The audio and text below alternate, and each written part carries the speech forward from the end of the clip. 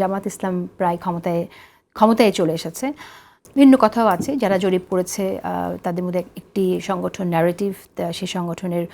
প্রতিষ্ঠাতার কথা আমি শুনেছি যে তিনি একসময় শিবির করতেন। যে জরিপটি হয়েছে, আমি এই সংগঠনের সাথে যারা যুক্ত আছেন তাদেরকেও চিনি, সবার প্রত্যেককেই চিনি, কিন্তু ওইটা নিয়ে আমি আসলে খুব বেশি আলোচনা করব না, কারণ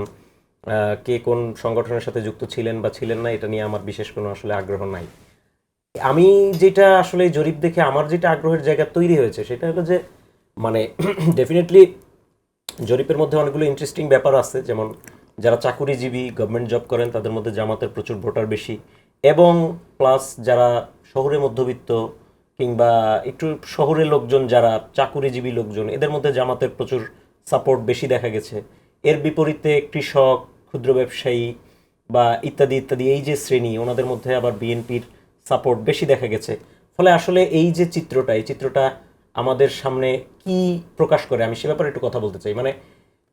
ধরেন যে হলো জামায়াতে ইসলামী তো বাংলাদেশে দীর্ঘদিন যাবৎ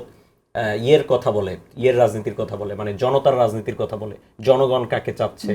বা এলিটদেরকে ওনারা অনেক আসলে বকাঝকা করেন প্রায়শই, যে এলিটরা আসলে বাংলাদেশের মুসলিমদের মন বুঝে না, এই যে গরিব মুসলিমরা, দরিদ্র মুসলিমরা।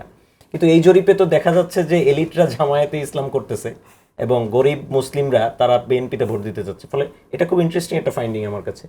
আরেকটা ইন্টারেস্টিং ফাইন্ডিং আমার কাছে, মানে এটা একটা ষড়যন্ত্র তত্ত্ব হিসেবেও মানে আপনি বলতে পারেন। মানে ধরেন এই যে কি বলে, এই যে জরিপটা দেখানো হচ্ছে, আসলে বাংলাদেশে বা যে কোনো বিশ্বের যে কোনো জায়গায় জরিপ তো অনেক ধরনের হয়, এবং আমি এই সংগঠনটি যেটি জরিপ করেছে, আমি তাদের জরিপটিকে আসলে বলবো যে প্রতিপক্ষ দল যারা আছেন তাদের সিরিয়াসলি নেওয়া উচিত, কারণ এই সংগঠনটি কিন্তু এই ছাত্র সংসদ ইলেকশনগুলির আগেও এই ধরনের জরিপ করেছে বিভিন্ন ইউনিভার্সিটিতে, এবং সেই সমস্ত জরিপ দেখা গেছে ভোটের রেজাল্টে টু সাম এক্সটেন্ট কিছুটা কাছাকাছি জরিপের ফলাফল এসেছে। ফলে আমি বলবো যে জরিপ যেমনই হোক, এটাকে ডেফিনেটলি অন্যান্য দলগুলির সিরিয়াসলি নেওয়া উচিত। বাট আমি যেখানে আসলে খুব মানে ভাবে জিনিসটা দেখতে চাই সেটা হলো যে যদি ব্যাপারটা এমন হয় যে জামায়াতে ইসলামী এবং বিএনপির মধ্যে 1% ভোটের ব্যবধান আছে যেটা দেখানো হচ্ছে, এবং আরো অন্যান্য জামায়াতে ইসলামীর জোট যারা আছেন তাদের মধ্যে একটা ভোট আছে,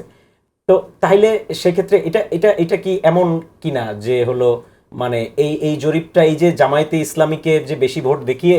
তাদেরকে আসলে এক ধরনের ভোটের মাঠে শেষ পর্যন্ত রাখতে চাওয়া কিনা, যে না আপনারা থাকেন, আপনাদের ভোট আছে, দুটোই হতে পারে, মানে এইরকমও কিছু করা হচ্ছে কিনা, আমি সেই ব্যাপারে আসলে একটু সন্দেহ প্রকাশ করে রাখতে চাচ্ছি।